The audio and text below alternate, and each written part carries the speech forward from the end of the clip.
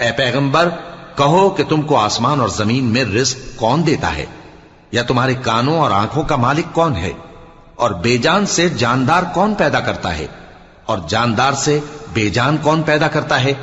اور دنیا کے کاموں کا انتظام کون کرتا ہے؟ تو یہی کہیں گے کہ اللہ۔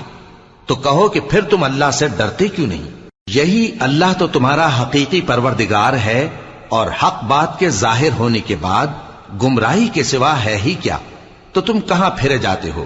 اسی طرح اللہ کا ارشاد ان نافرمانوں کے حق میں ثابت ہو کر رہا کہ یہ ایمان نہیں لائیں گے۔